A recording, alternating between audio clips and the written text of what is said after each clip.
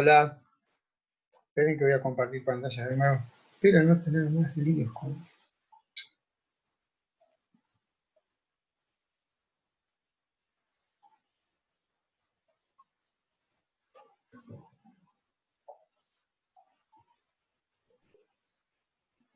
¿Estamos todos?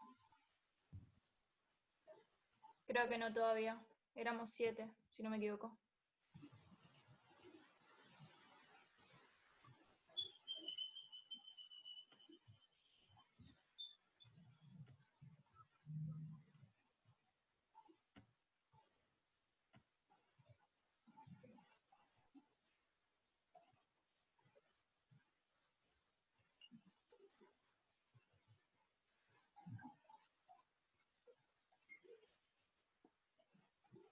¿Están viendo la presentación?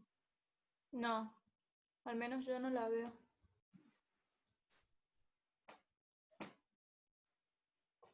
¿Nadie la ve?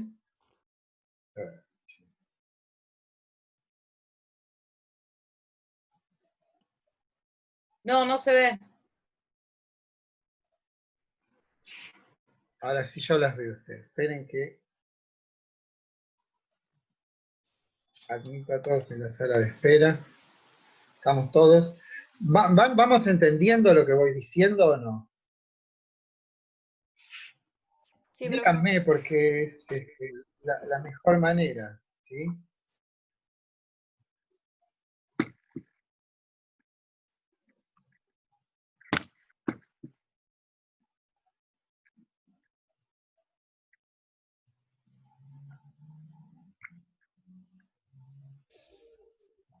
Bueno, sigo, espere que voy a ver si puedo, si consigo volver al...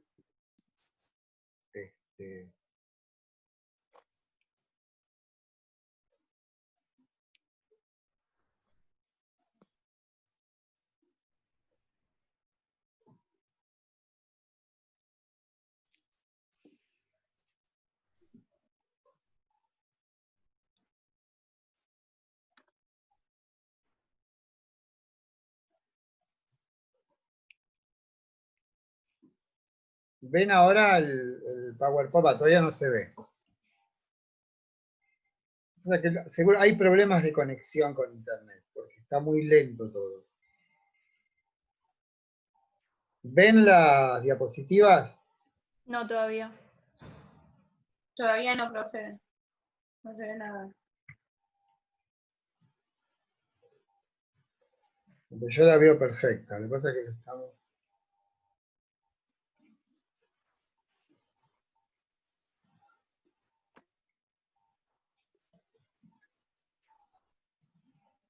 Chatear tengo a alguien, a ver, no se ve. Ah, sí. Estamos todos, parece. A ver ahora. ¿Ahora? Sí, ahora sí vemos, profe. Bien. Espere que yo me voy a invisibilizar. Bueno.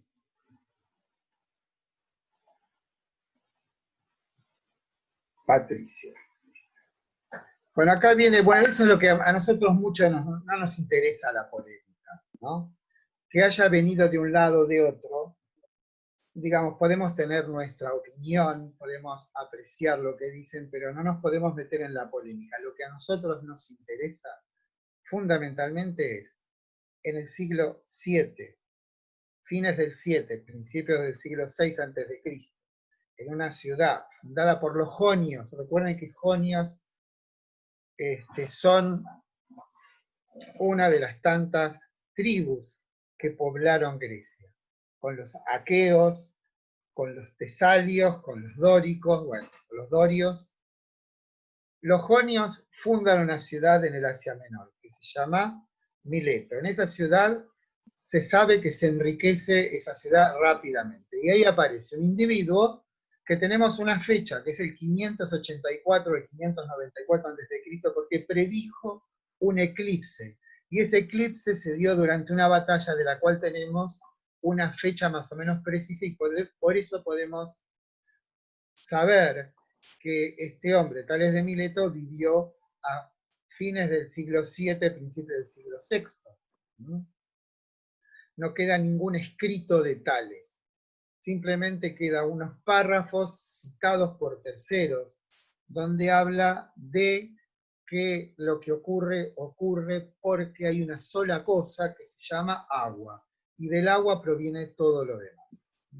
No es mucho más, pero lo único que a nosotros nos interesa de lo que dice Tales de Mileto, y Anaxímenes de Mileto, que fue su discípulo, y de Anaximandro, de ese vamos a hablar un poco más, es que por primera vez alguien responde a una pregunta sin contar una historia mítica. Eso es lo fundamental. Y llamamos pensamiento positivo a no admitir que los fenómenos de la naturaleza puedan tener un origen extra naturaleza, o sea, fuera de la naturaleza. Todo lo que ocurre en la physis, así se dice naturaleza en griego, es producto y tiene su origen dentro de la física. Hay una exclusión de cualquier tipo de causalidad que no sea la causalidad natural. Eso es lo que nosotros tenemos que mantener en mente. Ahora, todo esto nos interesa, lo que no le prestemos atención es a la cuestión polémica, porque no tiene para nosotros valor. Obviamente que tiene valor en sí mismo, pero no para nosotros. ¿Sí? Bueno. Esto ya lo habíamos Profe, puesto. Sí. perdón, les quiero hacer una consulta. Yo no estoy viendo nada. Solamente me aparece Eduardo Oswald ha iniciado la función de compartir pantalla. No sé si soy yo o si es en general. ¿No están viendo el PowerPoint? Yo sí lo veo, profe. Yo sí veo bien, ¿eh? Y volvé a Entonces, entrar. O pedí permiso bueno, para entrar. Fíjate, porque capaz que no estás habilitada. Cada vez que uno de ustedes entra, me aparece a mí si lo admito o no lo admito, por eso te digo. Bueno. A Sol no se la escucha, se ve que está hablando, pero no se la escucha. Bueno, pero eso porque tiene el micrófono apagado. salgo y vuelvo a entrar. Sí, no veo porque ahora todos están viendo el PowerPoint, ¿no? Sí, por eso preguntaba. Gracias. Bueno. Acá forma parte de la polémica. Comfort se vio en la obligación de combatir esa idea del milagro griego. En otros términos, ¿qué permanece y qué no entre el mundo mítico y la razón que indaga la física? Pero, agrega Bernard, no se trata solamente de descubrir continuidades entre uno y otro mundo, sino de establecer con claridad qué fue lo nuevo que expresó la razón naciente. En principio, el mito es un relato que de algún modo responde, pero justamente su respuesta está planteada antes de que se formule la pregunta. O sea, como que cuando pregunto al mito por qué pasa lo que pasa, ya sé cómo me va a responder. Me va a responder con una historia mítica, no me va a responder con una fórmula matemática. ¿Me explico? O sea, la respuesta ya está formalmente anticipada porque ya sabemos cuál es la manera de pensar del pensamiento mítico, que es atribuir causalidad a la voluntad de la divinidad, ¿no? Eso es lo fundamental que no pasa con estos primeros pensadores. Son los dioses que de un modo u otro han dado lugar a esto que está aquí y que somos nosotros. ¿Sí? A ver. Bueno, fíjense, bueno, lo que está en oscurito es porque es más importante, ¿no? La innovación mental consiste en que estos poderes están estrictamente delimitados y abstractamente concebidos. Estrictamente delimitados es los elementos, el aire, el fuego, la tierra y el agua, están delimitados. ¿Sí? Y abstractamente concebidos porque no importa cómo existan en los entes concretos, en esta piedra o en este río o en esta fogata. Lo que importa es que estamos hablando de algo que está por encima, es abstracto. y tienen un efecto. Y ese efecto es una cualidad. O sea que ya lo que ha ocurrido es que la voluntad de los dioses ha sido expulsada de los elementos de la naturaleza, ¿no? Los elementos de los jonios, aire, fuego, tierra y agua, no surgen de vínculos matrimoniales entre dioses. Vieron que la manera mítica de narrar el origen de algo es a través de matrimonios. En lugar de narrar los nacimientos sucesivos, se definen los primeros principios constitutivos de lo que es. Bueno, aquí quisiera detenerme en esto de primeros principios. Primeros principios es lo que nosotros nombramos al principio de la clase como arjé, como principio o fundamento. Pero ese principio o fundamento debiéramos también trasladarlo a, por ejemplo, las disciplinas como la matemática o la lógica. Y aquí hay algo sí importante que debemos tener en la mente. Todos hemos estudiado matemática. Más allá de nuestra simpatía o antipatía por la matemática, todos hemos estudiado, todos la hemos estudiado. Y, por ejemplo, en los casos de los teoremas, que en general eran de geometría, todos sabemos también que esos teoremas parten de determinadas nociones. Por ejemplo, los llamados postulados de Euclides, ¿no? Que dicen, por un punto pasan infinitas rectas. Bueno, ese tipo de nociones son nociones últimas porque no ofrecen una fundamentación ulterior. Y sabemos que se los llama axiomas, por lo menos en matemática se llaman axiomas. Y el procedimiento intelectual que se utiliza, por ejemplo, para demostrar un teorema, se llama deducción. Y la deducción es la práctica de carácter intelectual que lo que hace es extraer de una proposición otra.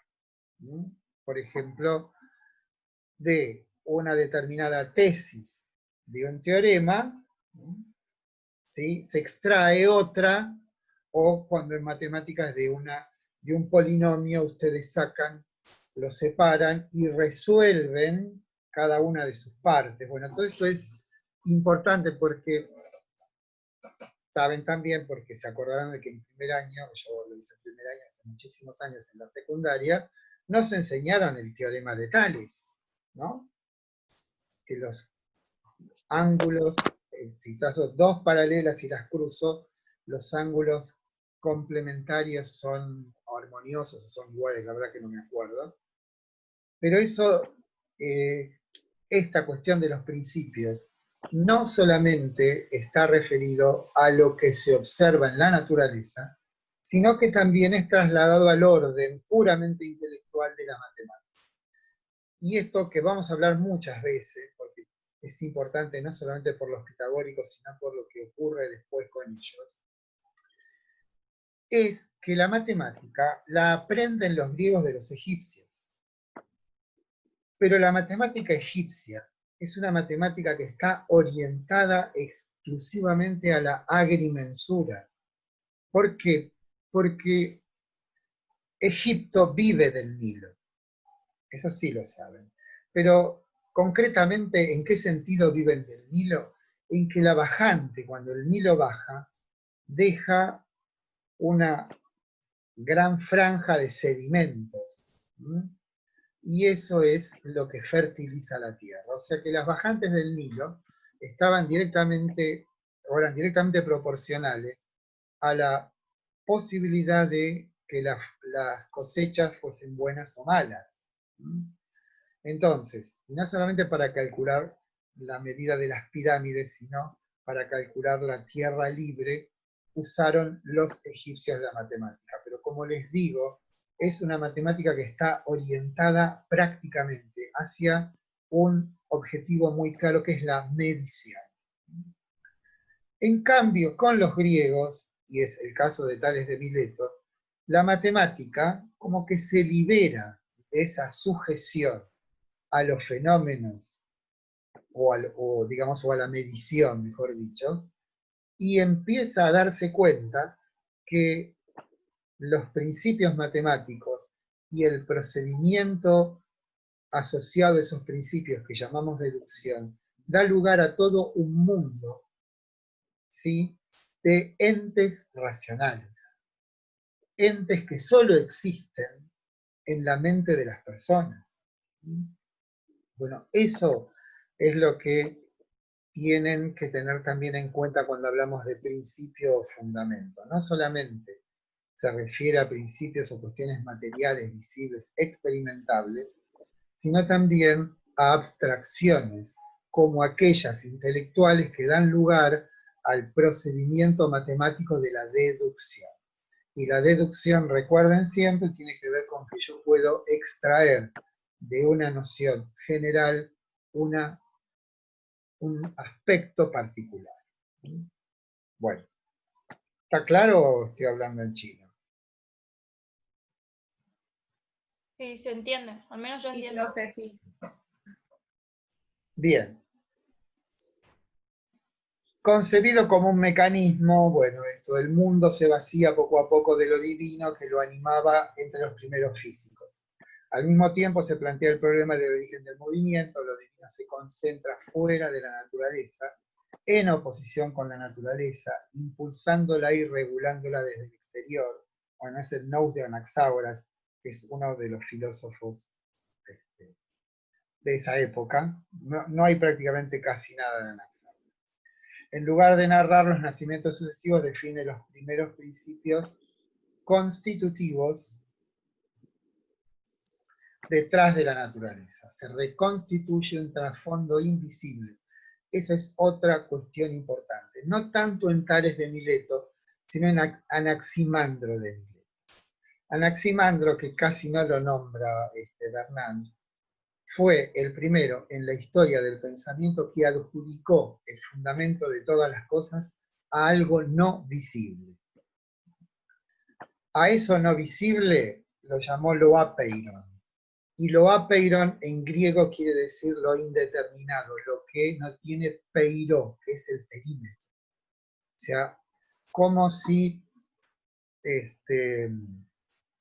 dijésemos, cada cosa que surge en el mundo, por el solo hecho de surgir, va a pagar una culpa. Y esa culpa es regresar a lo indeterminado, ¿no? Ese es el primer fragmento filosófico que se conoce. Es el de Anaximandro, tiene 4 renglones que dice que todo lo que surge, todo lo que aparece, por el solo hecho de aparecer, está de algún modo transgrediendo una norma.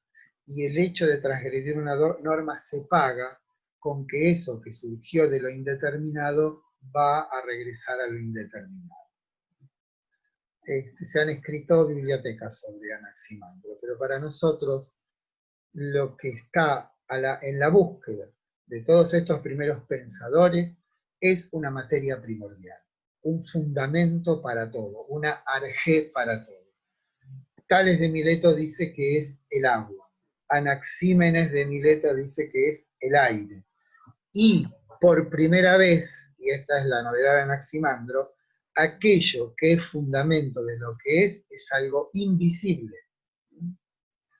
Piensen que aquí está de algún modo una de las fuentes de todo el pensamiento filosófico, es decir, una cosa es lo que se manifiesta y otra cosa es lo esencial. Aquí lo que dice Anaximandro es lo que se manifiesta son criaturas que aparecen. Plantas, hombres, animales, piedras, lo que fuere. Ahora, por el solo hecho de recortarse por encima de lo indeterminado, pagan una culpa que es regresar a lo indeterminado. No quiero decir, vamos a hacer por un ejemplo que no sea humano, pero un animal que se muere en la selva o en la llanura, ¿en qué se transforma? Vuelve a lo indeterminado, en el pensamiento de ellos, ¿sí? Se transforma en otra cosa, pero dice Anaximandro, por el solo hecho de haberse configurado como singular, como haberse explicitado o salido fuera de lo indeterminado, va a regresar a lo indeterminado. Bueno, pasa lo mismo con nosotros. Piensen en, bueno, no quiero ponerme dramático. Detrás de la naturaleza se reconstituye un trasfondo invisible, una realidad más verdadera, secreta y oculta, de la cual el alma del filósofo tiene la revelación y que es lo contrario de la física. Bueno, aquí saben ustedes que en este segundo capítulo del texto de Bernan va a estar aquello que estudiamos con Dodds y en parte con Rode. Esto es, qué transformación produjo en el mundo griego la aparición de esta convicción de que en nosotros existe algo de naturaleza inmortal. Entonces, ese hecho, ese fenómeno, es interpretado por Bernan de un modo similar al de Dodds, ¿no? Como diciendo, no es suficiente la celebración dionisíaca, ni siquiera las sectas órficas, para comprender el fenómeno del pitagorismo. Es necesario que ingresemos un elemento más, y ese elemento más es la aparición en el mundo griego de estos individuos que dicen venir subidos sobre una flecha, que dicen estar en dos lugares a la vez, que recuerdan todas sus vidas anteriores, que estuvieron 57 años dormidos, que además cuando entran en trance tienen un don de videncia, o en los sueños se le aparecen cosas que van a ocurrir. Bueno, todos esos fenómenos, tanto Bernan como Dodds dicen el dionisismo, el orfismo, no son suficientes para explicarlos. Se necesita ingresar en digamos, en este plexo de pensamientos un ingrediente más, y ese ingrediente más va a aportar una mayor inteligibilidad a un fenómeno tan complejo como el pitagorismo. ¿Me explico? ¿Hola? Sí, sí, sí. Bien. El nacimiento de la filosofía parece pues solidario de dos grandes transformaciones mentales. Un pensamiento positivo que excluye toda forma de lo sobrenatural y que rechaza la asimilación implícita establecida por el mito entre fenómenos físicos y agentes divinos. Y un pensamiento abstracto que despoja a la realidad de este poder de mutación que le prestaba el mito y que rehúsa la vieja imagen de la unión de contrarios en provecho de una formulación categórica del principio de identidad. Bueno, esto de la formulación categórica del principio de identidad se refiere a Parménides. No lo vamos a tratar porque Parménides va a ser un asunto de una clase entera o más. O sea que por ahora déjenlo, o dejémoslo. Bueno, mucho de lo que dice este capítulo fue examinado suficientemente cuando tratamos el texto de Dodds. De modo que haremos solo algunas alusiones que completen el texto sobre los chamanes griegos. Bueno, adivino, poeta y sabio tienen en común una facultad excepcional de videncia, por encima de las apariencias sensibles. Poseen una especie de extrasentido que les franquea el acceso a un mundo normalmente prohibido para los mortales. Ese mundo normalmente prohibido para los mortales está ejemplificado en un texto que no está acá con Bernan, que habla de un oráculo donde las personas que iban a ese oráculo debían, dice, déjame beber del agua de la memoria. Y entonces podré recordar, o mejor dicho, podré saber lo que fue, lo que es y lo que será. ¿No? O sea que parecería que esas prácticas de origen chamánico que produce estos individuos excepcionales que llaman, por ahí está el nombre, se llaman Theios Aner, hombres divinos. Son aquellos que no solamente tienen la evidencia, etcétera, sino que son capaces de conocer la totalidad de las cosas. todo esto tiene que ver con rituales de carácter mistérico. Les recuerdo que la palabra misterio, como la palabra mística, viene de mis, que quiere decir cerrar la boca, ¿no? Como que ese ámbito es secreto y podemos agregar indecible. La experiencia mística no se puede describir. ¿Por qué? Porque dado que nuestro lenguaje está emparentado con nuestras prácticas y nuestra vida están en este mundo de cosas y de fenómenos que se aparecen, cuando alguien, según afirma, se traslada a un ámbito totalmente otro, que es el orden de lo divino, obviamente cuando quiere exponer aquello o describir aquello que experimentó, no tiene las palabras, porque las palabras ocurren con la práctica, y nuestra práctica está en este mundo. Bueno, eso le pasa a todos los místicos, ¿no? Todos los místicos cuando quieren expresar lo que vivieron, balbucean. O dicen, por ejemplo, ¿saben? Hay místicos como Santa Teresa de Jesús o San Juan de la Cruz, sí. Que si bien escriben, fíjense, escriben poemas. ¿Por qué? Porque la prosa no va con eso. Tienen que usar permanentemente metáforas. Tienen que hacer alusiones, pero no pueden decir lo que vivieron. ¿Por qué? Bueno, porque está en otro mundo y de ese mundo no tenemos noticias. Bien. Con el filósofo, estos personajes tienen en común la concepción de que existe una realidad disimulada detrás de las apariencias y que escapa al conocimiento total. Concede al poeta como al adivino el privilegio de ver la realidad inmutable y permanente. Le pone en contacto con el ser original de que el tiempo en su marcha no descubre a los humanos sino una ínfima parte para ocultarla en sí. O sea, es notorio que cuando lleguemos a Platón, vamos a ver cómo esta separación entre el conocimiento que viene de los sentidos y el conocimiento que proviene de lo intelectual, hay una suerte de salto entre uno y otro. No hay una continuidad, sino que hay un salto. Bueno. Así, bueno, esto yo se los dije el otro día, no me acordaba que lo había leído en Bernal, pero hay una gravitación del cuerpo sobre el alma. O sea, si me dejo llevar por mis inclinaciones, por mis deseos, por la voluptuosidad, digamos, por los intereses del cuerpo, digámoslo así más en general, no es que el alma permanece idéntica a sí misma, sino que sufre una suerte de debilitamiento, ¿no? Eso así está acá en rojo. Así apiñada el alma puede desligarse del cuerpo, o sea, apiñada que es como que ha podido regresar a su cohesión originaria.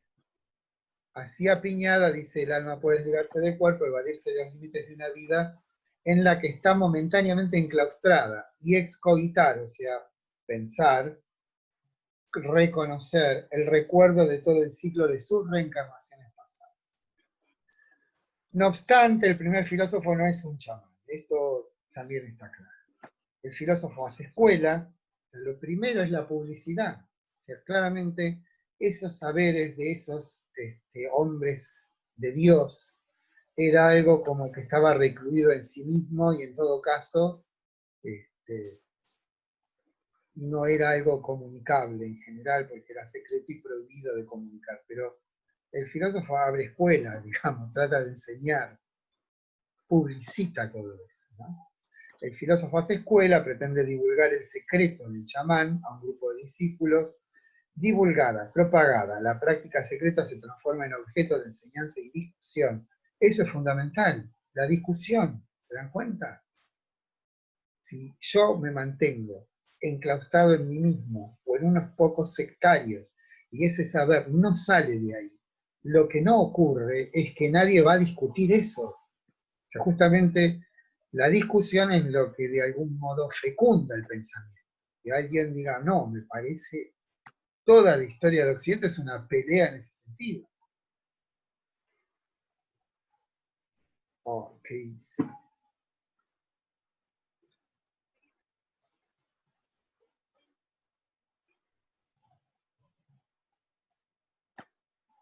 Esperen, que no sé qué hice acá. No tengo que tocar el asunto este de la...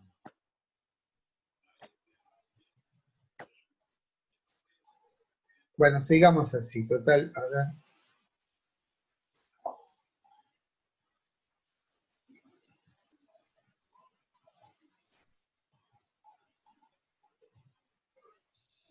¿Están viendo la presentación ahí o no?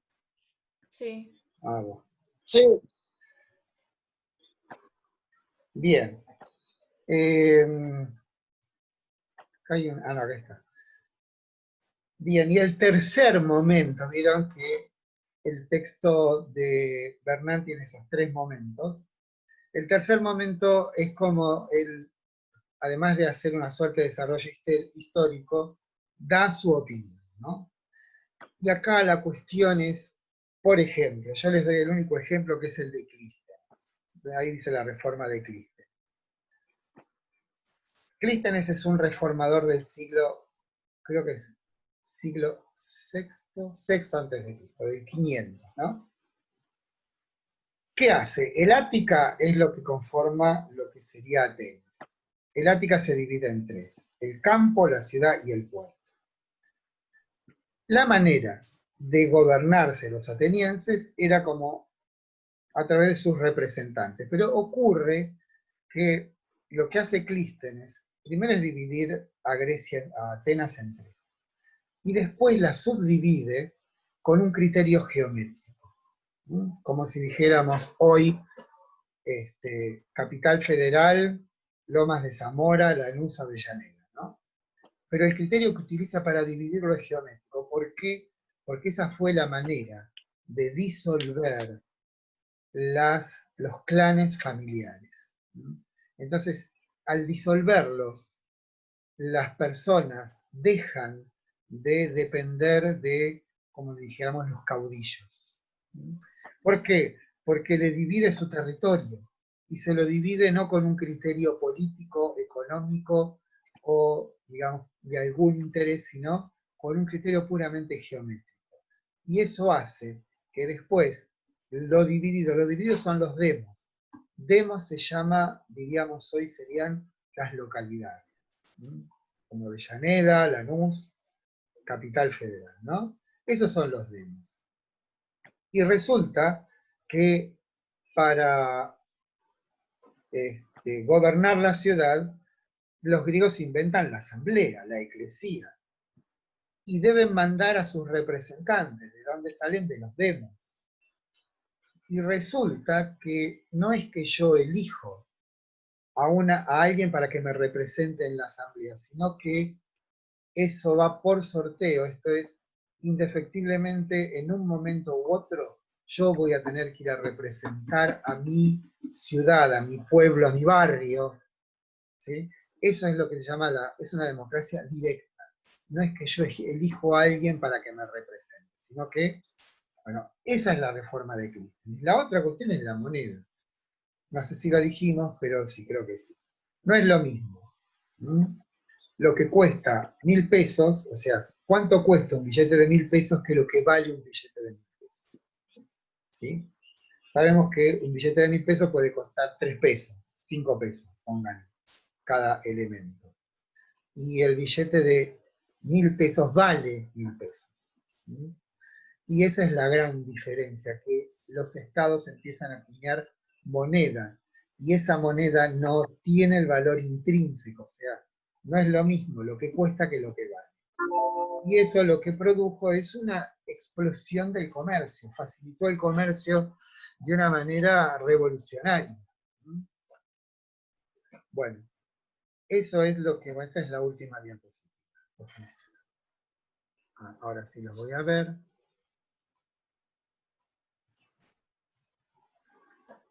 ¿Cómo hago para estar en pantalla completa? No lo sé.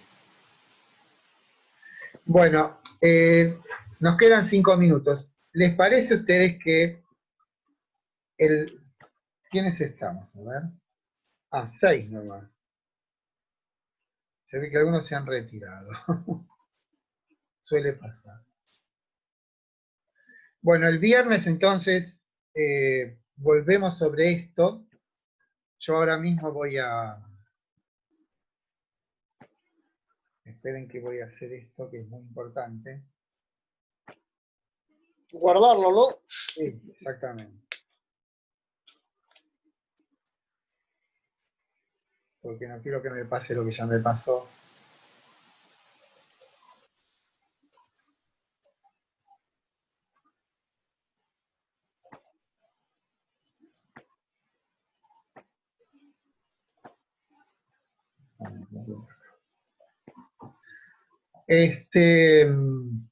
Bueno, el viernes entonces nos vemos, 11:30. Hablamos sobre esto y hablamos fundamentalmente sobre el trabajo práctico, ¿sí? Vayan, por favor, pensando esto que les dije, que lo que va a ser necesario es que escriban un relato verosímil de toda esta historia.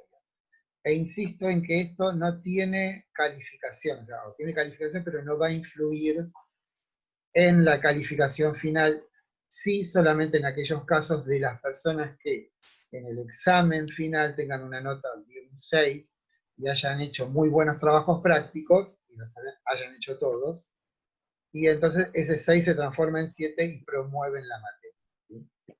¿Sí? Pero a mí lo que me interesa a mí es, a través de los trabajos prácticos, ver cómo van ustedes con respecto a lo que es necesario saber para aprobar la materia, ¿no? Si Sol, vos me hablaste, No, yo. Agu, dime. Sí. El relato, o sea, los trabajos, ¿serían algo así como un resumen, pero bien escrito? Claro, un obviamente, bien resumen redactado todo? bien escrito. Pueden tomar está bien. todos los textos que quieran, no es una cuestión, no es un examen. Es como un ensayo. Escriban un Claro, y ensayo tiene que sobre... estar todo relacionado, ¿no?